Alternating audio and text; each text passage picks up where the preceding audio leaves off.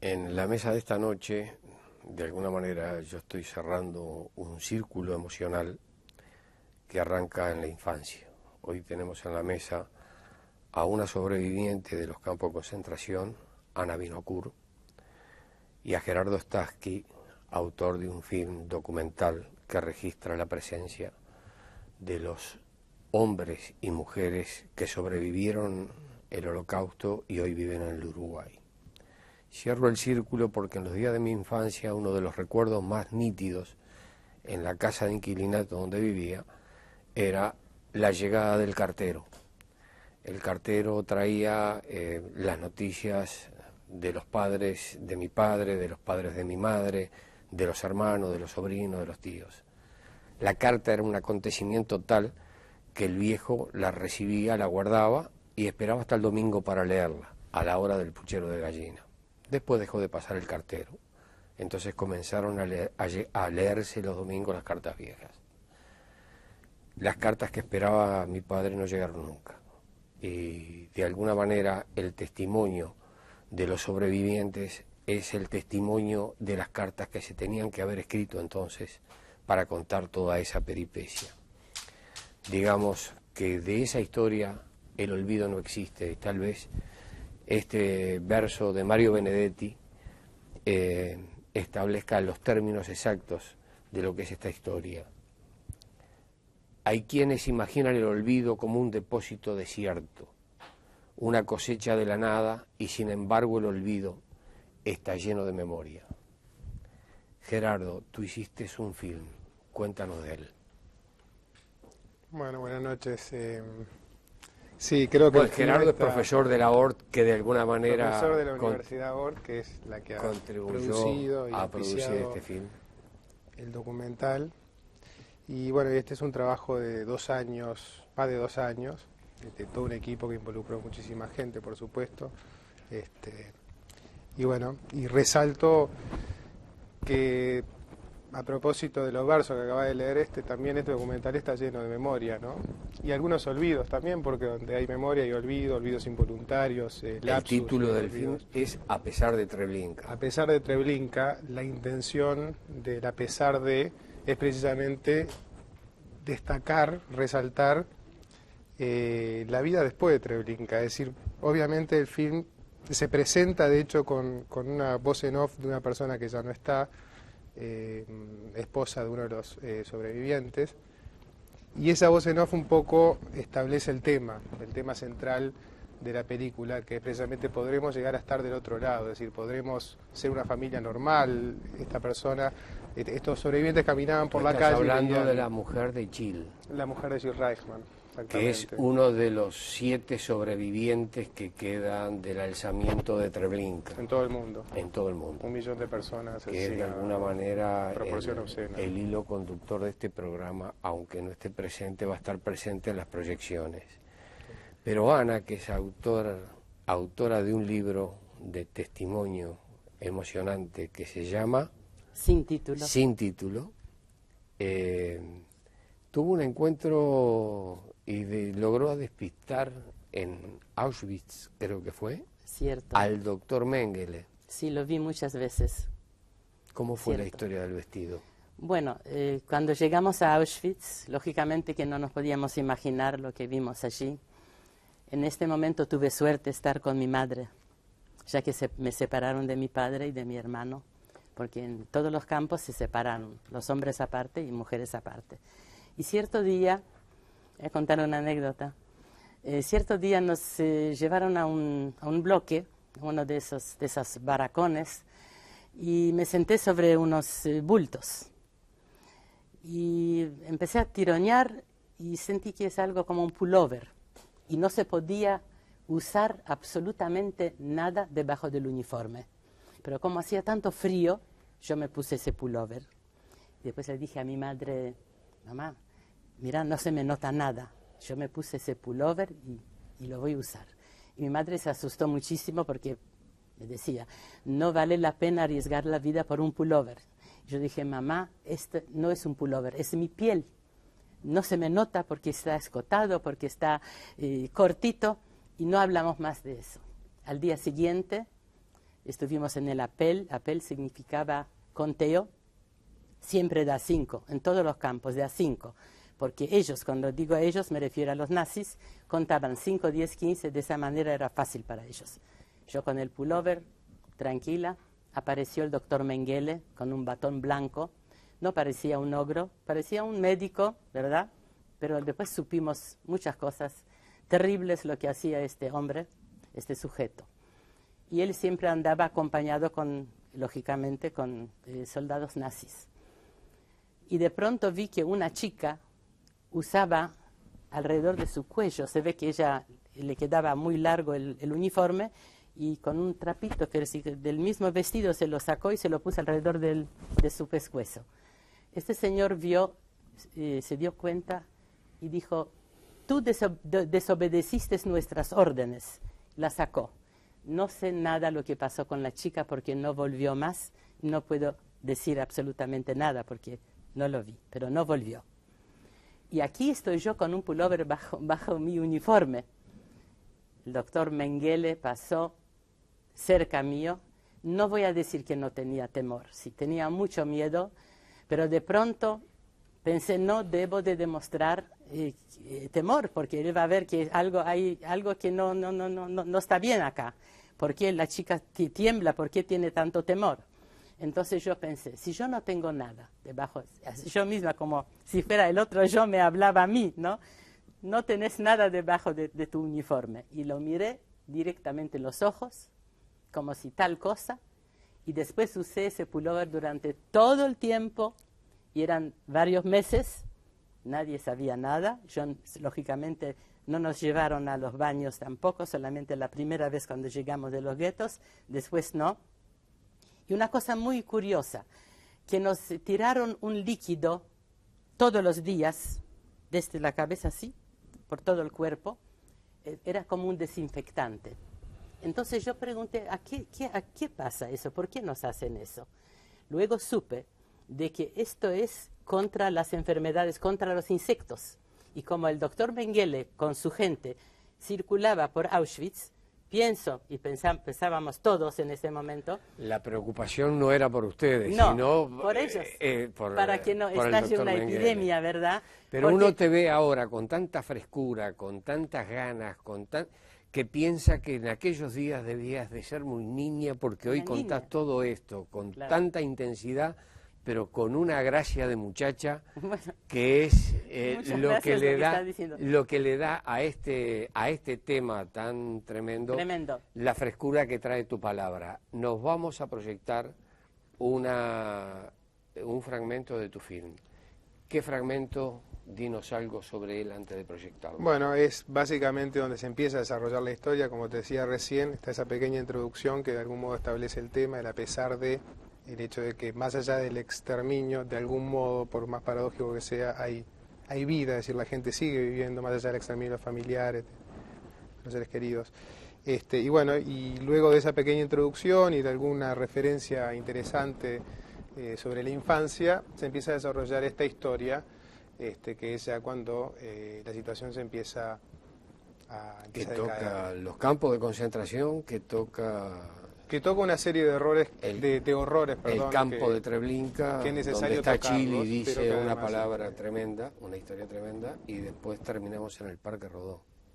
Exactamente, que es un poco respiro y que es un poco la dialéctica, Rosenkopf Sobrevivientes, es la dialéctica entre alguien que nace acá, que es un niño, que tiene su familia, que está siendo mandada a los guetos, a los campos, exterminada, y por otro lado, que además tiene un acento completamente distinto a los sobrevivientes y que es muy la idiosincrasia del uruguayo con respecto a ellos, que son mucho la idiosincrasia del europeo, y bueno, y esa dialéctica, ¿no?, entre los que estaban allá y el que estaba acá. Al film estamos yendo.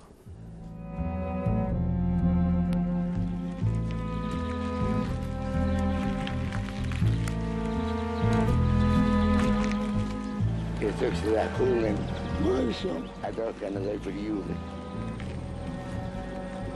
61 Jahre hat sich aufgehoben, das Geheime. Was es ist gewesen, muss jeden Tag gewesen. Du gedenkst, ich bin gewesen der Älteste. Was hab ich gewusst, was zu machen.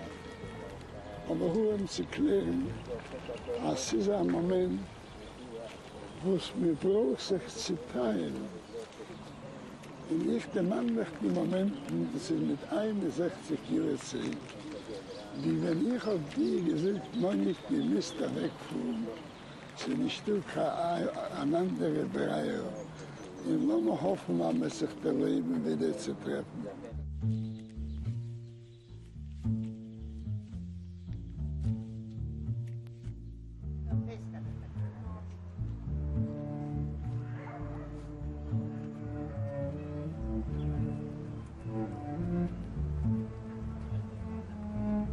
Le salvaste la vida, se puede decir. Dice que La otra hermana, Treblinka, pero que me lo puede perdonar, que nosotros viajamos del tren. Con tu hermana, con mi menor, hermana, sí, estuve 140 personas en un vagón apretujados. animado. Sí.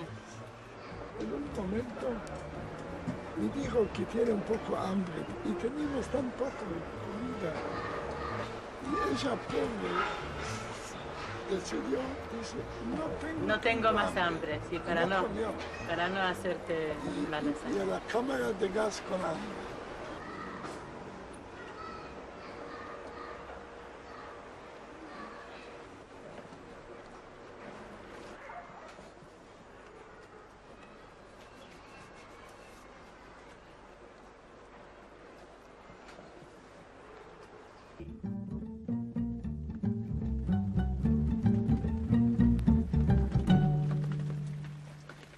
Yo pido perdón a todas mis queridas hermanas que cortamos los pelos minutos antes de la cámara de gas. Queridos, de Treblinka a Uruguay es un camino largo.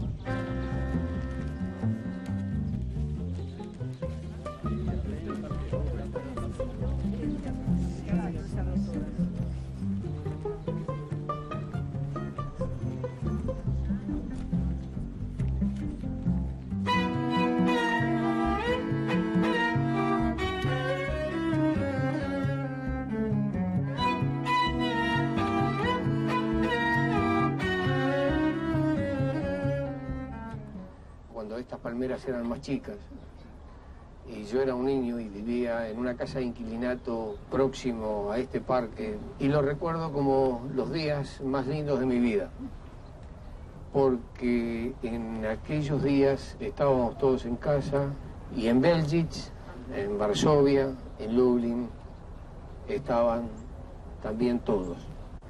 Y yo quisiera leerles algunos fragmentos de las cartas que nos llegaron, que es una historia de mi infancia donde mi padre vivía pendiente de la llegada del cartero, que le traía las noticias de sus padres, de mi búbele, de mi tátele, de todos sus hermanos, de todos sus sobrinos.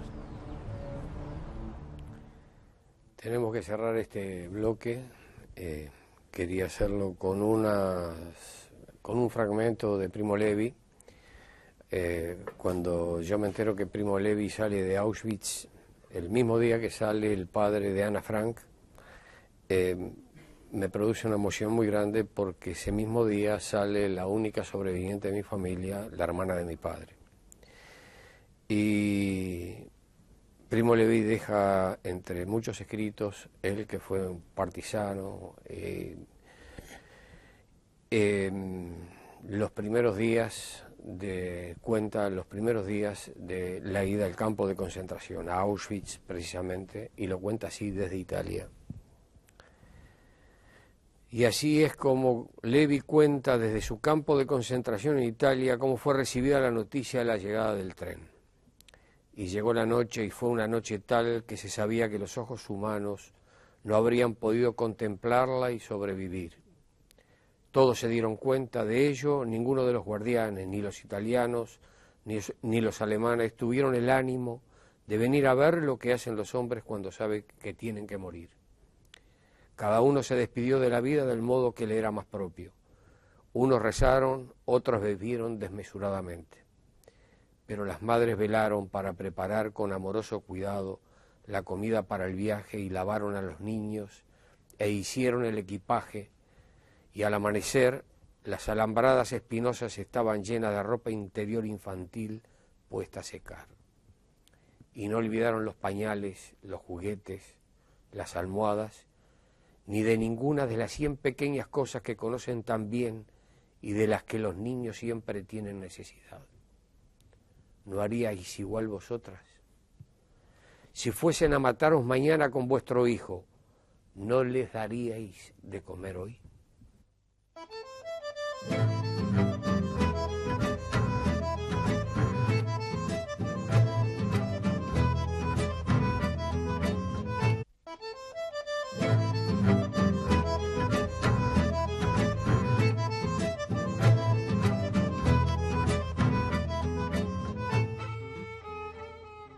Creo que la muerte existe solamente cuando hay olvido.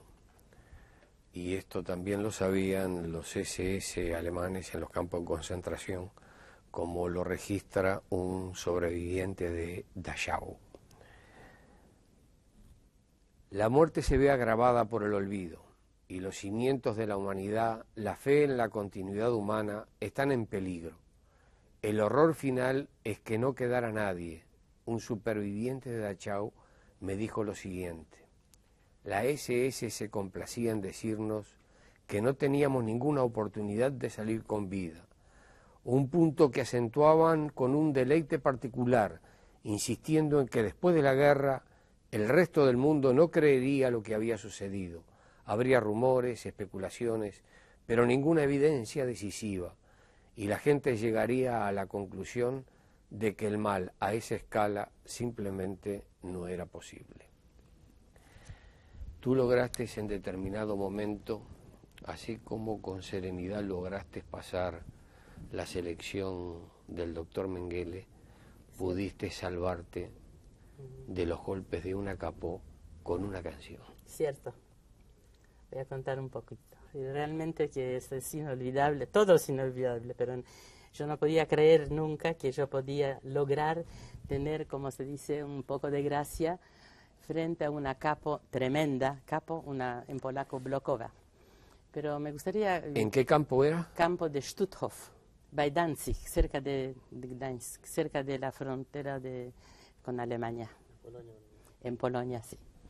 Cuando llegamos con mi mamá y con otras personas que nos dijeron las prisioneras ya pueden caminar, ya pueden irse, no nos dolió ninguna otra palabra cuando nos insultaron, pero la palabra prisioneras nos dolió muchísimo. ¿Por qué? ¿Por qué? ¿De qué prisioneras? Llegamos a Stutthof y nos dimos cuenta que entramos en un círculo peor todavía que Auschwitz. Uno puede preguntar, ¿y por qué?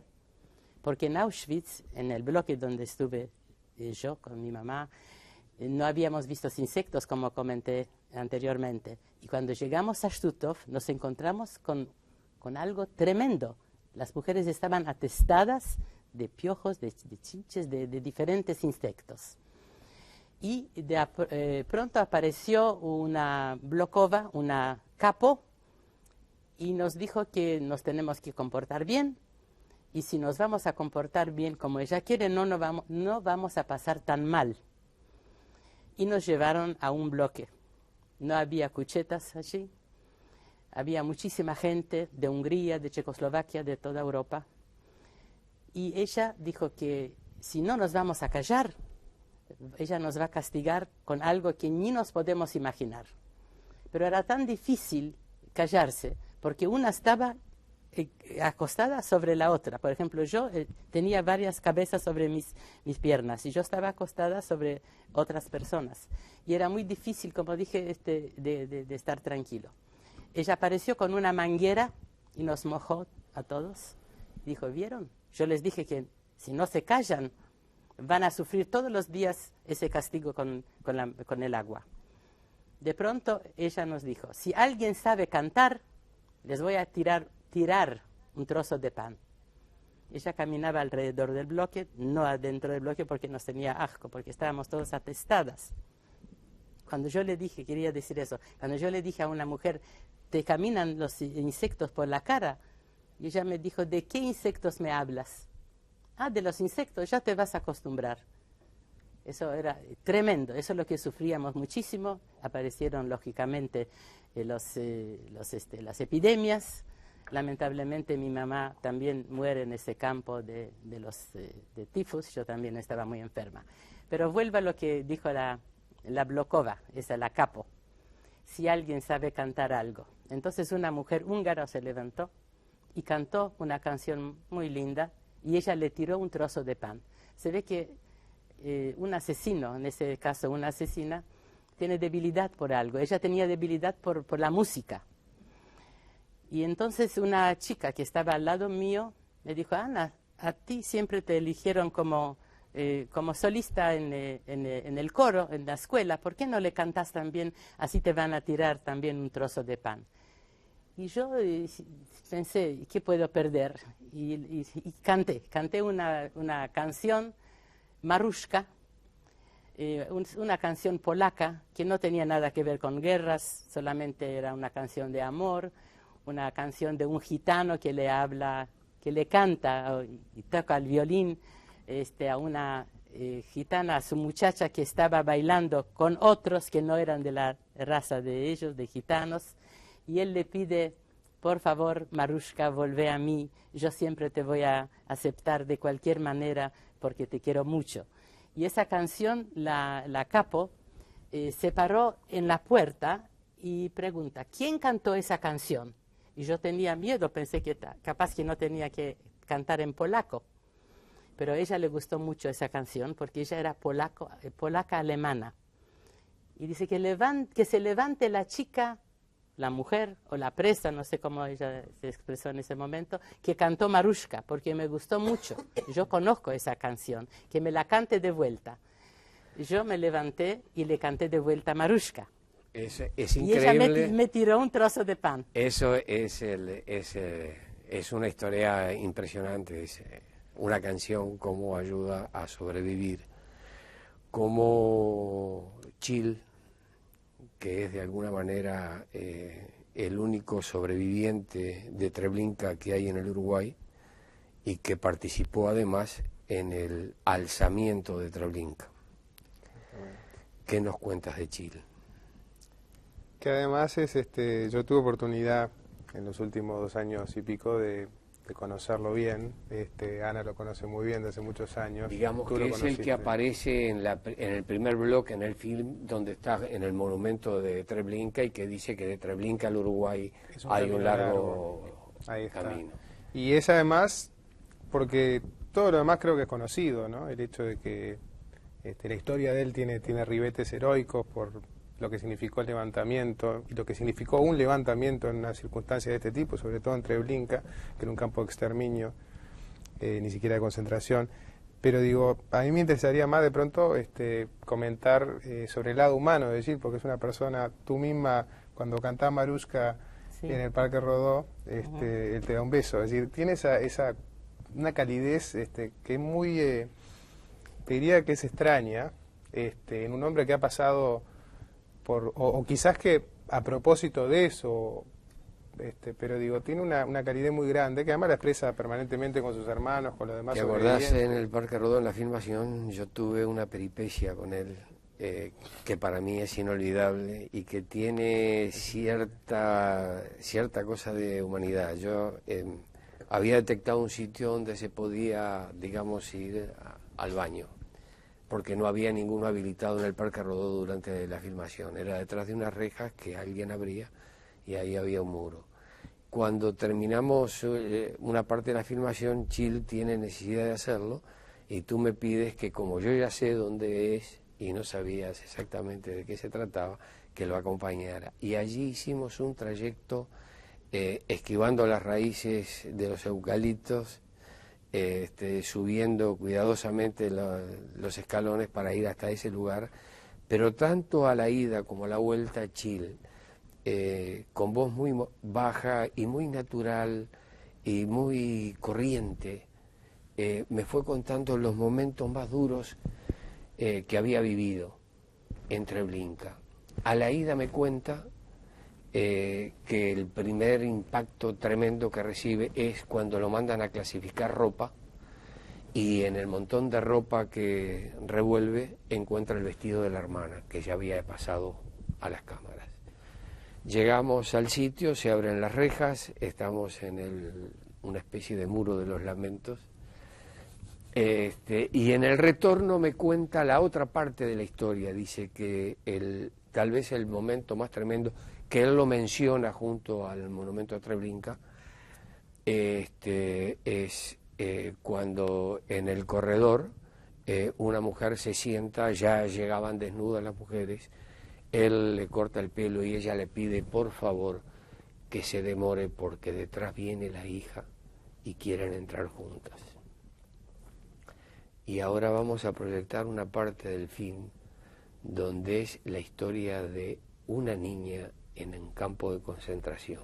Que da cuenta un pintor y ex guerrillero que también interviene en el documental. Exactamente, que fue guerrillero y que además, entre otras historias, cuenta que cuando sobrevive se encuentra con un nazi en un parque donde él estaba esperando a la novia y le dice, pero ¿cómo? ¿Tú todavía estás vivo? Y él le responde, fue a pintear con la novia y termina asesinando a un ex colaborador de la Gestapo. Esa es la parte más. Y el hombre de la Gestapo documental, cuando le pregunta a él, ¿tú todavía estás vivo? Yo sí, pero tú no. no. Y es ahí donde hace lo que debe.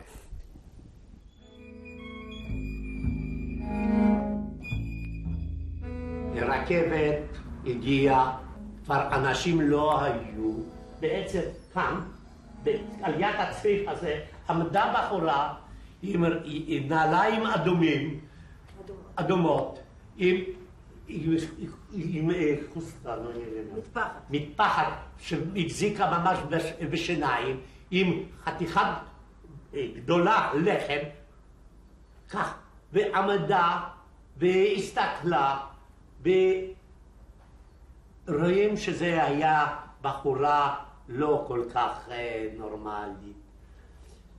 והגיע אססמן מיטה, קראו אותו מלאך מוות, מאוכמובס, והתקיל, לקח אותך למגרש, כאן, סליחה, בזה כאן לזרת, רצה להביא אותך ללזרת, אבל בינתיים היא ראה הרבה אסירים שעבדו פה.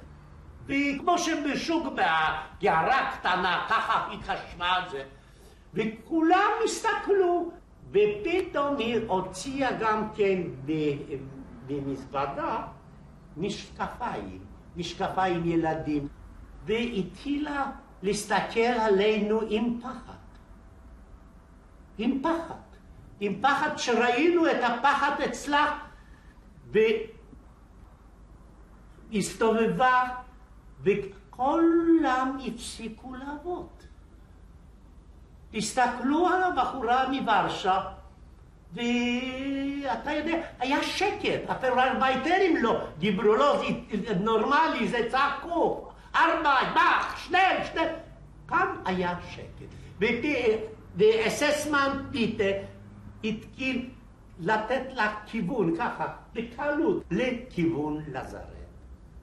אחרי כמה דקות אנחנו שמענו עירייה, יצא אחר כך אססמן, שם את האקדח שלו, ובדקה הזו, כל המחנה, כמו שאתם רואים, התחילו פורלמייטרים לצעוק, זונות, ארבייט, מהר, ארבייט, כולנו. וזה ידענו שזה לא צעקו אלינו, זה צעקו מה שהיו, מהכיף מה שראו, וזהו הכל. Queremos cerrar este bloque con algo que escribí que tiene que ver con el grito. Precisamente es un fragmento de una carta de las que nunca llegaron y que dice así, supuestamente recibida por mi padre, que no las recibió. Cuando era pequeña, Isaac, me preguntaba dónde iban los sueños. Tú sueñas y el sueño es como agua. ¿Dónde va toda esa agua? A los mares, y luego serán nubes. Los sueños, entonces, regresan con las lluvias. ¿Y los gritos? Hoy me pregunto los gritos, ¿dónde van? No pueden, no deben perderse. No es posible que se pierdan. No pueden deshacerse la nada. No pueden morir en nada. Morir para nada. Para algo se han creado, para algo se han gritado, Isaac. El grito no muere, no puede morir, no muere. Nosotros sí que morimos. Cada amanecer, en cada selección de Grete, en cada tren que llega, pero nuestros gritos no, el grito no. Quiera Dios que nuestros gritos se escondan bajo las almohadas de los que no saben, de los que saben y callan, de los que no quieren saber.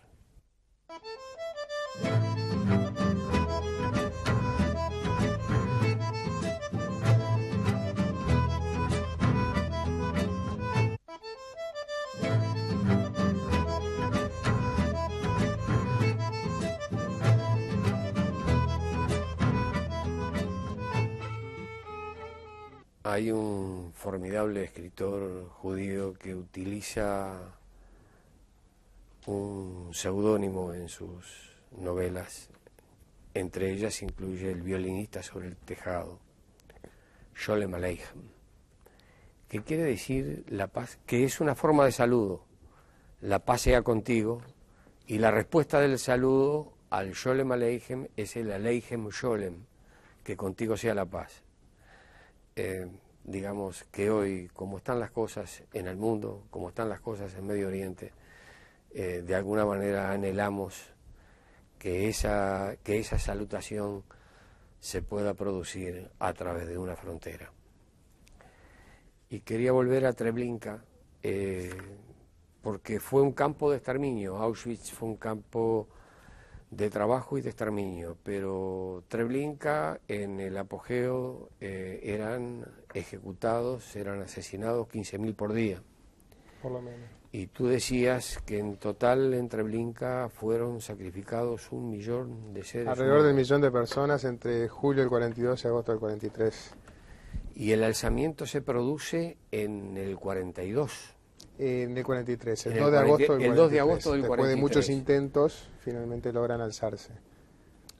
invaden el depósito de armas. Pero hay toda una historia de fugas y de intentos y de alzamientos. Está presente el del gueto de Varsovia. Yo recuerdo una vez que vi un mapa de los nazis, donde ubicaban los campos de concentración y las poblaciones, y había una cruz por cada 1000 judíos que habían muerto. Y en algunos lugares había junto a las cruces una espada. Yo recuerdo la sensación de dolor, pero a la vez de satisfacción, de saber que en Belzitz, que era el pueblito de mis viejos, junto a las cruces, había una espada. Allí se había combatido.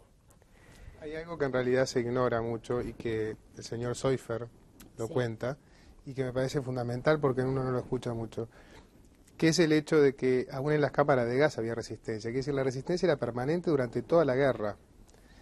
Pero lo que queda, por supuesto, es los pocos testimonios de los que se salvaron. Entonces se ignora todo el proceso, es decir, toda la rispidez de ese proceso no fue tan fluido como los nazis planearon, ¿verdad? Es claro, y además la participación en la lucha en las brigadas internacionales en España, el 40% eran gente de origen judío, que venían de todas partes del mundo. Yo acá tengo unos datos que lo digo muy rápidamente al pasar, y es el número de soldados judíos en los ejércitos aliados regulares que lucharon en todos los frentes durante la Segunda Guerra Mundial supera el 1,5 millones. En el Ejército Rojo combatieron, según se supone, más de 500,000 de judíos. En la división lituana, que se formó en el año 1941 con refugiados judíos, algunos habían sido soldados del ejército lituano. De 15.000 integrantes que tenía esa división, 12.000 eran judíos. Pero tú contás en la película una historia que es formidable, que es la de alguien que logra fugar de un tren que va a destino a Treblinka. Sí, él mismo la cuenta, ¿no? Claro. En un diálogo que tiene con Gil Reichman, le cuenta, era un niño de 10 años, y estos episodios son verdaderamente escasísimos, ¿no? De una persona que se haya escapado de un tren es algo muy raro. Los padres iban en un tren, él iba en otro, y él estaba con sus hermanas, los niños en un vagón, los padres en otro. Y bueno, y tratando de buscar la forma de escaparse, porque en una de las paradas un polaco que trabaja en la estación le dice que lo van a llevar a Treblinka y los queman allá. Entonces él entiende, a pesar de que era un niño, que tiene que de algún modo tratar de escaparse, le dice a sus hermanas, en fin, al final logran romper una rejita de esas que abrían allí en sobre el la parte techo, superior creo que del techo. El señor León Poplavsky. Y se logran escapar. Un caso verdaderamente único, por supuesto. La historia del escape posterior es complejísima. Una de las hermanas muere allí, la otra sigue hoy con vida, creo que está viviendo en Israel, ¿no? La otra hermana. Veamos entonces cómo cuentan los sobrevivientes de Treblinka la fuga, donde son muy pocos los que pueden cruzar las alambradas y salvarse.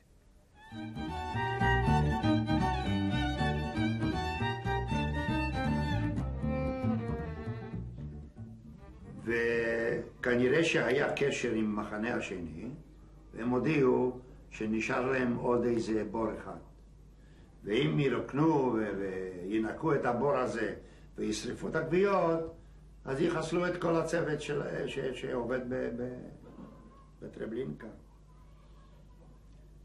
ואז התחילו באיזושהי צורה להתארגן קבוצות ולדבר על מרידה.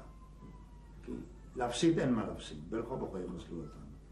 אז מה יש להפסיד? אז לפחות לעשות משהו ולא ללכת לתאי הגזים כמו צאן לטבח, אבל להתנגד.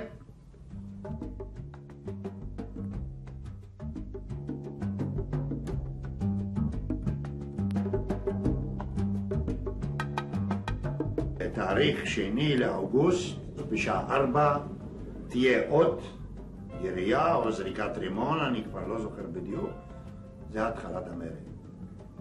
בשעה 3:30 אלפרד הגיע אלינו עם העגלה של ילדים, הביא 2 רובים. Con 2 tiros en el aire, nosotros en el campo 2 sabíamos que empezó el levantamiento en campo 1. Nosotros empezamos a luchar. ברגע ששמענו את הדטונציות של גרימונים, רצנו, לקחתי את האקדח ורצנו בכיוון בתים של גרמנים. פתאום במקום איפה היה מחסן דלק, שמה זרקו רימון וכל הדלק התחיל באש. Los alemanes empezaron a colocar armas a los techos de autos y empezaron a matar a nosotros. Yo fui uno de los últimos que corremos del campo 2 porque no todos sabían que estamos haciendo levantamiento. Entonces algunos pobres, en lugar de correr con nosotros, corrieron a la barraca. Ellos todos seguramente fueron matados por los alemanes. ולא ראיתי אלפרד בן. התחלתי לחפש ופתאום אני ראיתי את העגלה הפוכה על האדמה ועל יד זה אלפרד עם כדור בראש. פשוט הרגו אותו. עברנו את הפסי רכבת, עברנו את הגדר הראשונה מפני שהיא הייתה שזורה עם ענפים, ואחר כך על השנייה כבר אנשים רצו לפניי ולפנינו, זרקו שמיכות וזרקו קרשים, ואנחנו טיפסנו על הקרשים האלה ועל השמיכות, ובאיזושהי צורה עברנו את הגדר. איך אני עברתי את זה? עד היום אני לא יודע. ¿En qué campo de concentración te encontraste con un peine, Ana? Bueno, el peine tiene una historia muy interesante, la verdad. Fue en el campo de Stutthof. Entonces ya me empezó a crecer el pelo después que me lo habían cortado a ras en Auschwitz, ¿sí? Y a medida que me estaba creciendo el pelo, yo pensé, ¿y si mañana se termina la guerra? ¿Cómo voy a aparecer? No tengo peine, no tengo nada. Y encontré una persona que tenía un peine para cambiar por un trozo de pan. Y yo pensé, un trozo de pan. Un trozo de pan no es como un trozo de pan hoy, ¿verdad? Un trozo de pan era un trozo de vida. Y para mí era muy demasiado caro, todo un trozo de pan por un peine. Y estaba pensando todo el día qué hacer. Y tenía tanta hambre. Y no es hambre que uno dice, tengo hambre, tengo ganas de almorzar o de cenar. Esto no se llama hambre, eso es costumbre. Una persona tiene que comer para poder vivir. Nosotros teníamos allá hambre que nos acosaba, que no podíamos dormir de noche. Y yo digo, ahora tengo que cambiar, pero necesito tener ese peine, por lo menos algo para poder peinarme, para que mi pelo esté como la gente mañana. Con seguridad se tiene que terminar la guerra, no puede durar tanto. Ya estábamos contando años y decidí cambiar el trozo de pan por el peine. Primeramente le quería dar la mitad, me dijo que no, que solamente una porción. Imagínense cómo es eso, cambiar un trozo de pan de todo el día no podía dormir de noche esa noche, pero estaba muy contenta de tener el peine. Lo tenía en mis manos en cualquier momento para que nadie me lo saque, porque de noche también cuando uno duerme otra persona puede sacármelo. Lo cuidaba como si fuera un brillante. ¿Y qué puedo contarte? Ese peine se encuentra hoy día en el museo, donde nosotros está allá el museo. Tenemos una sociedad de sobrevivientes del nazismo y está en la vitrina mirando yo ese peine realmente tiene una historia. Hay una cosa que es impactante y es que detrás de todo el dramatismo que tienen todas estas historias, como de alguna manera vuelve la jovialidad, vuelve el humor, vuelve las ganas de vivir en esas réplicas rapidísimas que vos registrás con alguien que fue guerrillero, que fue sobreviviente de Treblinka y en un diálogo con su esposa que pasamos a ver. היו לי לפניו כמה חברים. האמת היא שאחרי המלחמה, הבחורים אחרים שיצאתי איתם קודם, שנפגשנו, אז תכף אחרי 2 פגישות כבר התחילו לעשות תוכניות, להקים משפחה, ילדים, היות שאנחנו כולנו היינו בודדים. וכל אחד רצה כבר שיהיה לו בית, שיהיה לו משפחה, וכשראיתי אותו, כנראה שהיה לי תסביך של אבא. אבל הוא בכלל לא בתפקיד של אבא, יותר בתפקיד של בן. אז באמת שאנחנו... כן, שלום. כן. איפה את? בבקשה. כן, אנחנו כבר מתחתנים. אבל את עוד לא נולדת. זה ייקח עוד לילה שלם. Ana, y cuando llegaste al Uruguay y te llevaron al zoológico, ¿qué fue lo que te ocurrió? Sí, eso sí, realmente inolvidable. Cuando llegué al Uruguay, mis tíos me dijeron que aquí no tengo que tener temor ninguno, que no hay hambre, que aquí hay democracia. Yo me alegré mucho, lógicamente, porque me encontré con mi único hermano que sobrevivió, Enrique Benkel, que sobrevivió también el Holocausto. Y mis tíos me llevaron al Parque Rodó, me llevaron, por ejemplo, al zoológico para conocer un poquito más en Montevideo. Pero cuando me llevaron cierto día al Parque Rodó para presenciar los fuegos artificiales, yo me tapé los oídos y no podía, me parecía que estoy oyendo bombardeo, porque yo también viví bajo el bombardeo en el mar Báltico, eso es otra historia para contar. Y cuando me llevaron también para conocer el zoológico, y yo me acerqué un poquito a las alambradas y tenía temor, entonces mi tío me dijo, no tengas miedo, no estás en Auschwitz, estas alambradas no están electrificadas.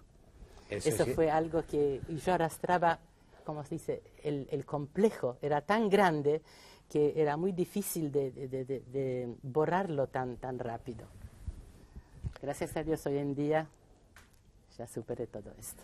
Y hay un pasaje del film que es impresionante, la mujer de Chill muere, y él habla con frescura y hasta con un poquito de humor, que dice que en el cementerio de La Paz él tiene cuña, porque cuando lo ven llegar le alcanzan una silla en la que se sienta frente a la tumba de su mujer, y él cuenta que primero le habla del hijo mayor y después le habla...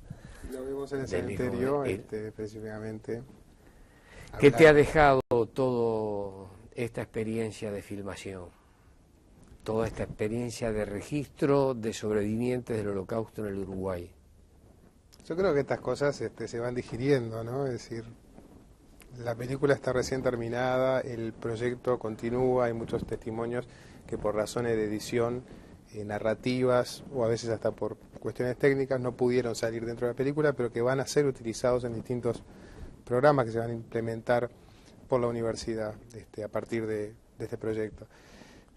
Es extraño porque en teoría uno se tiene que ir acostumbrando, y te lo digo entre comillas, uno nunca se acostumbra a estos testimonios, pero se tendría que ir acostumbrando, y sin embargo nunca te acostumbras del todo, y siempre hay algún detalle que te saca, y es como un embudo otra vez que te devuelve hacia el horror. Pero estos testimonios, y a pesar de, y este final positivo de algún modo, de ellos que están acá y que son el testimonio más claro de que esta historia tiene un final positivo, ¿no? Y el deseo de que logremos otra vez un equilibrio donde las papas están ardiendo hoy y podamos mirar hacia ese lugar como un lugar donde de vereda a vereda se pueden saludar los buenos vecinos. Y yo tengo que cerrar esto, y lo quiero hacer con un poema escrito por una niña de 12 años en el gueto de Varsovia, y se llama La mariposa. La última, por cierto la última, tan rica, brillante, deslumbrante, amarilla. Tal vez si las lágrimas del sol cantaran sobre una piedra blanca. Así tan amarilla, se eleva lentamente hacia lo alto. Quiere irse, estoy seguro, porque quiere besar el mundo, decirle adiós. 7 semanas aquí, encerrado en este gueto, pero aquí encontré a mi pueblo. Las amarguras me llaman y las castañas blancas lucen en el patio. Solo que nunca vi otra mariposa. Esta mariposa fue la última. las mariposas no viven aquí en el gueto. Por la memoria, que nunca nos falte, y por el encuentro de todos, Que haya paz en el mundo. y por esa paz que tanto queremos, que nunca falte. Gracias.